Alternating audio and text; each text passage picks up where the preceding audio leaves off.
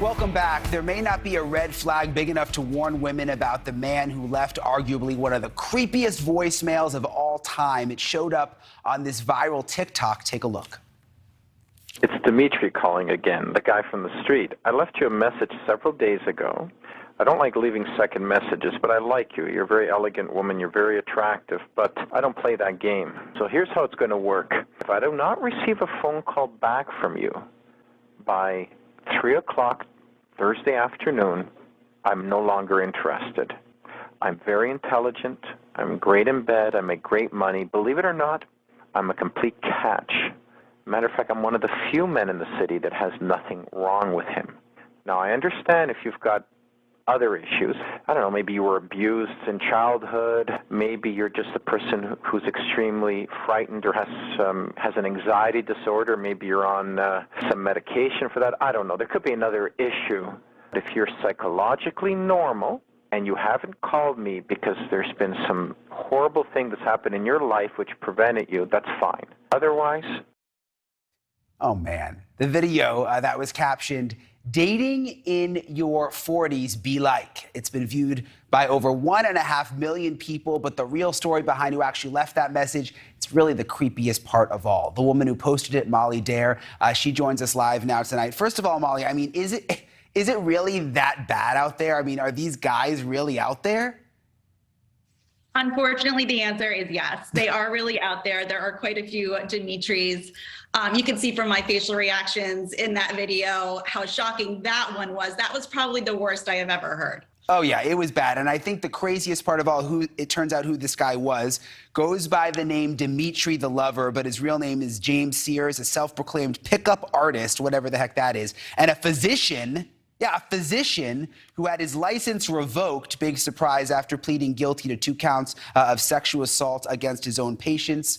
He went on to become the editor of a newspaper peddling hate speech against women and Jews. I mean, what did you think when you found that out? You know, this is why you should always at least research and look into who you're speaking to and going on a date with. That's a perfect example. And if I had done my research on that audio, I probably would never have used it or posted it, to be quite honest, because that is all quite shocking. Yeah, you didn't realize that that's who it was. And then, wow, I mean, that must have blown your mind. Okay, so you've put out other videos about red flags that other women should look out for. It's a crazy world out there. This is the evidence. What are your tips?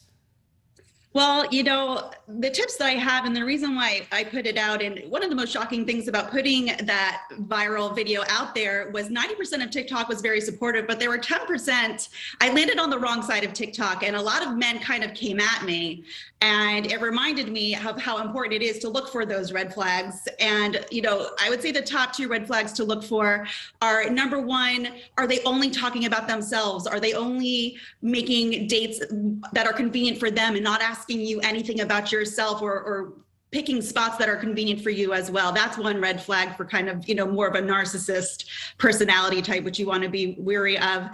You know, the other red flag would have been if there is no social proof of their existence, no Googleability, if that's even a word. What are they hiding? Why are they not searchable? Yeah, it's something about finding a lover on TikTok too. I don't know. Like, there's a lot of crazy people on there. I don't know if I would suggest that. Yeah, no, absolutely. So you mentioned like 10% of people came at you. What do you mean? I mean, it's hard to imagine they'd come at you. Oh, they certainly did. And I had a lot of fun coming back at them with it. You know, humor and sarcasm is kind of my natural defense. And that's how I came back to some of the comments that they did. A lot of them really came at me for my age, saying, I can't believe at 40 you're still looking for someone, that you're not married. Your life is pretty much over by now. Oh, my gosh. It was pretty wild, a lot of the comments that you got, and I did a lot of responses, again, using humor, because that is the best way to take back the control of the situation. Yeah, I mean, is it that tough on TikTok for a beautiful woman over 40? I mean, come on. Thank you, Brian. You know, again, it was only 10%, but those 10% came in strong. There are a lot of Dimitris out there. And, you know, I am okay with it because I've been married. I have 2 beautiful children. I feel like I'm in the prime of my life. But I know that there are a lot of women out there who haven't been married yet, have chosen not to have kids. And so my responses to those mean comments were more to protect all of the 40-somethings. I kind of became the spokeswoman for the 40-something and over on TikTok. I love that. And I loved your facial expressions, by the way. It was great. Thanks for staying up tonight and coming on with us, Molly. We appreciate it. Thank you so much for having me, Brian. Thank you for watching. Go to newsnationnow.com to find NewsNation on your television provider. And don't forget to click the red subscribe button below to get more of NewsNation's fact-driven, unbiased coverage.